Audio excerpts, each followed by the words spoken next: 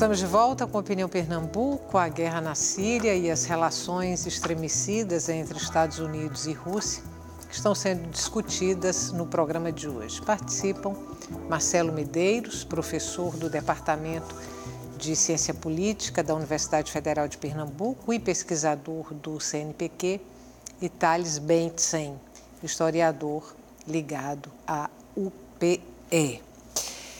Nesse jogo, trazendo a discussão um pouco de volta agora para a Síria, para o que está acontecendo ali na Síria, nesse jogo de interesses, passam por ele uma tentativa de enfraquecimento de Israel e uma tentativa de diminuir a influência dos Estados Unidos no Oriente Médio ou não? A guerra não tem nada a ver com isso, a guerra na Síria. Eu acredito que tem, sim, a ver com isso, né? É importante dizer que essa ação norte-americana recente em território sírio, ela não estava no script, para utilizar o termo que você agora há pouco usava. Por que não estava? Eu falava aqui sobre o Estado Islâmico, né? O Estado Islâmico é um grupo terrorista, ou pelo menos é dessa forma interpretado pelo mundo ocidental, que os Estados Unidos desejam combater, né? E esse grupo, ele está em confronto com Bashar al-Assad. Ora, a partir do momento que os Estados Unidos atacam as forças de Bashar al-Assad, de certa maneira ele está contribuindo para que esse grupo Estado Islâmico ele se fortaleça. Então, a atitude do governo norte-americano foi uma atitude que não estava prevista e que aconteceu, entre outras coisas, ou talvez o que tenha sido decisivo foi o ataque com armas químicas que aconteceu. Ou, pelo menos, mais uma vez, é isso que a imprensa ocidental nos traz, né? Ainda é discutido como um suposto ataque ou já é uma situação configurada? Eu acredito que a utilização de armas químicas é fato. Certo. Agora, quem utilizou essas armas químicas, aí há todo esse debate. A mídia ocidental, de certa forma, interpreta que isso foi feito, esse uso foi feito pelas forças governamentais e há, obviamente, a contrapartida dizendo que isso foi feito de forma deliberada pelos rebeldes para colocar a culpa em cima de Bashar al-Assad. E, até onde eu sei, não há algo definitivo em relação a essa interpretação. Ora, isso fez com que os Estados Unidos, juntamente com o Reino Unido e França, atacassem a Síria, né? E claro que esse ataque não foi bem-vindo por parte da Rússia, que já vem há alguns anos dando apoio de todos os tipos, apoio de todo tipo ao governo de Bashar al-Assad. Ora, ninguém pode falar da Síria, do Líbano, sem falar de Israel, né? Essa situação indefinida na Síria, isso, de certa forma, impacta em Israel, né? Eu acho que talvez o único ponto de convergência entre os países árabes é ser contra Israel. E os Estados Unidos é um aliado histórico do Estado hebreu. Então, a gente não pode pensar esse conflito sem imaginar a importância de Israel, o fato geográfico de a Síria estar muito próxima de Israel, enfim. A gente abriu o programa aqui trazendo de volta o conceito de Guerra Fria, o momento histórico em que esse conceito se estabelece.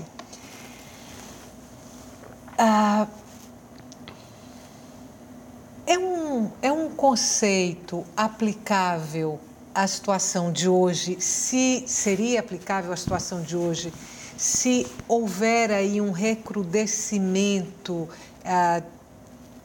nessa relação nervosa, mal-humorada entre Rússia e Estados Unidos? Sem querer ser clichê, né? Mas a história só se repete enquanto faça, já dizia, né, o profeta lá da Alemanha, né, o Karl Marx. É muito difícil a gente querer que se enxergue uma Guerra Fria quando não há, como o Marcelo colocou de forma muito, muito tranquila, uma bipolaridade. Não existe mais as bandeiras bem claras, né, de comunismo e capitalismo. Existem estratégias numa geopolítica dentro do Oriente Médio. Se a gente parar para pensar, muitas pessoas colocam assim: os americanos sempre combatem as ditaduras. Aí a pessoa mais leiga né, em ciência política, em história, aceita e faz. Então vamos derrubar Bashar al-Assad porque ele é um ditador.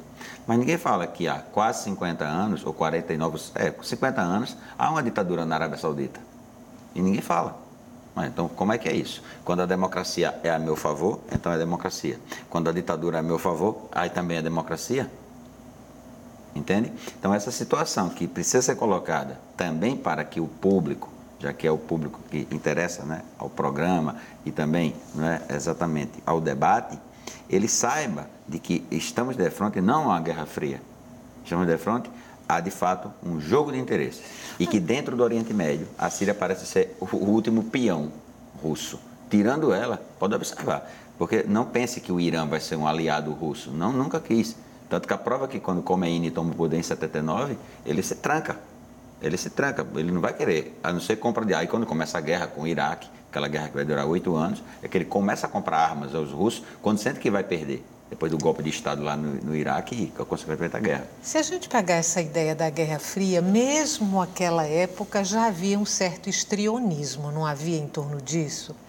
Porque, vamos voltar aqui, a União Soviética sai destroçada, ganha a guerra, mas sai destroçada. Acho que ela não tinha condição de dar um espirro. Como é que ela poderia ter planos expansionistas, fazer intervenções militares, dominar o mundo, né? Convencer mentes e corações de que o comunismo, enfim, ela saiu destroçada da guerra. Aí a minha pergunta é se mesmo naquele momento a Guerra Fria não foi mais uma ideia, um conceito vendido pelos Estados Unidos.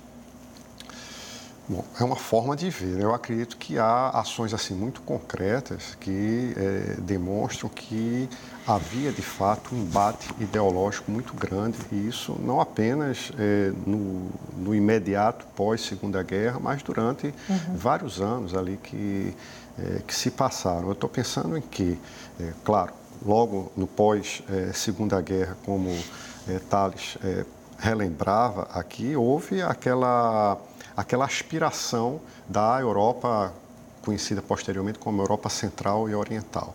A própria França e Itália, hoje a gente poderia imaginar que seria um absurdo França e Itália caírem do lado soviético da Guerra Fria, mas em determinado momento esses países poderiam sim ter caído.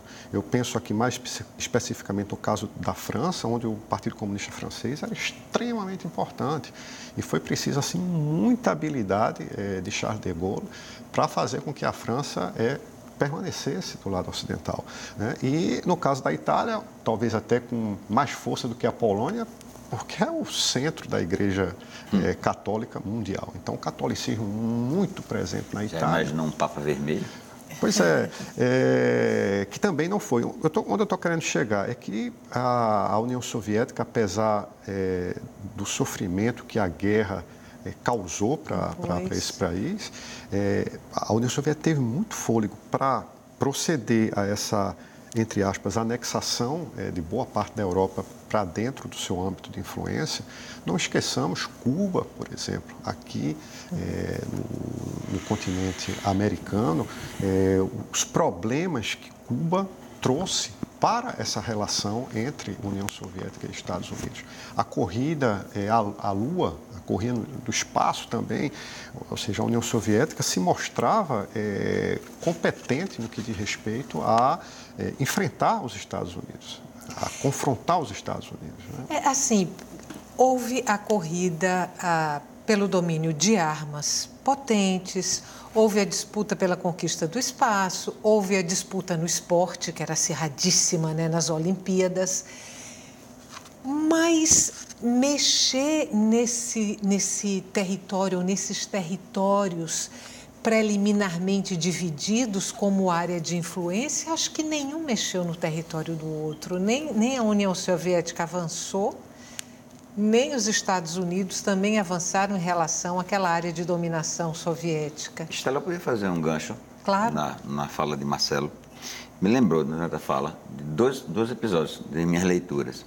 Uma de um grande acionista da General Electric, que foi uma das empresas, junto com a General Motors, que mais ganhou dinheiro com a Segunda Guerra Mundial.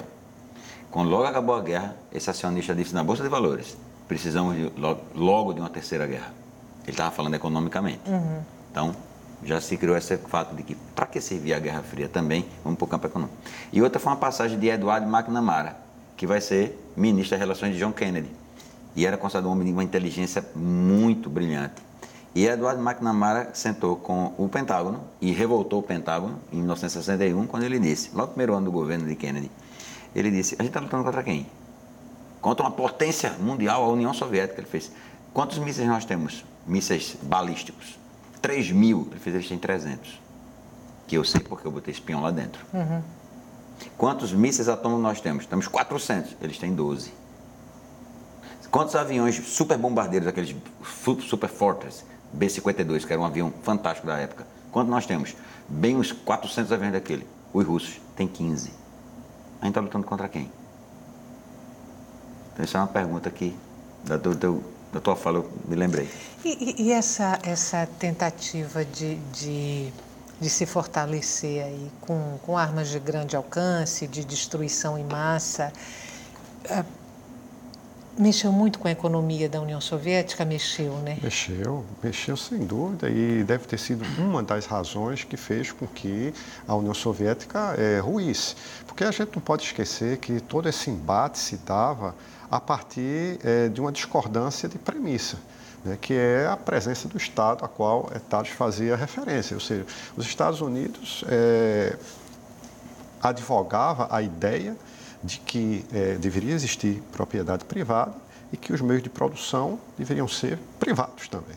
Enquanto que a União Soviética apregoava a ideia de abolição de propriedade privada e o Estado, né, detendo os meios de produção. Então, eles competiam, em muitos aspectos estavam muito próximos um do outro, né, mas eles pretendiam atingir objetivos utilizando meios diferentes, meios de organização político-econômica diferentes. E em relação a respeitar os respectivos quintais, o problema de Cuba foi esse, é que a União Soviética não respeitou esse quintal norte-americano. A União Soviética apoiar Cuba como apoiou, isso foi um problema político estratégico muito grande, porque os poucos mísseis que ela tinha, mas pelo menos dois, né? mas se botasse esses mísseis em Cuba, isso seria uma ameaça muito grande. Mas ela teria outra alternativa ali, a União Soviética? Mas a Guerra Fria quase que deixou de ser fria nesse momento. Né? Ela esquentou, foram 13 dias bem quentes. Nessa crise dos mísseis. Quase virou uma guerra quente. Exatamente. Posso pegar rapidinho um gancho antes do intervalo? Quando foram colocar Nikita Khrushchev essa questão de, mas você, diz que o telefone vermelho, né? Washington, Moscou, você mandou mísseis para Cuba, você está querendo gerar uma guerra? Aí ele fez, sim, tira os mísseis da Turquia. Porque tinham os mísseis da Turquia. Então, assim... Mas essa coisa, veja, essa coisa meio histriônica, que eu falo de um certo histrionismo na Guerra Fria. A coisa se dissolveu quando a União Soviética concordou em tirar os mísseis de Cuba. Tem a impressão que quando fez essa retirada desses mísseis, não era essa bola toda, eram mísseis meio obsoletos, tenho a impressão. A mesma coisa acontece com os mísseis que os Estados Unidos tinham na Turquia. Eram mísseis já meio... Mas, Estela, quando a pessoa aponta uma arma para a gente não quer saber se aquela arma está com a bala de festim ou não. Tinha míssil apontado para Miami, tinha míssil apontado, sei lá, para Washington. Os caras não queriam arriscar. E a prova é tanta que o preço desses mísseis foi tão alto que, observe, o que aconteceu com os nossos dois governantes que negociaram? O que aconteceu com Kennedy 1 ano depois? Está assassinado. O que acontece com Nikita Khrushchev 1 ano e 2 meses depois? Deposto e internado como louco na União Soviética. E aí a Guerra Fria se torna muito mais, digamos assim... ideológica do que propriamente direta. Se você, a partir de 64, o mundo é outro. Eu não sei se a gente tem que chamar um intervalo agora ou se tem mais tempo.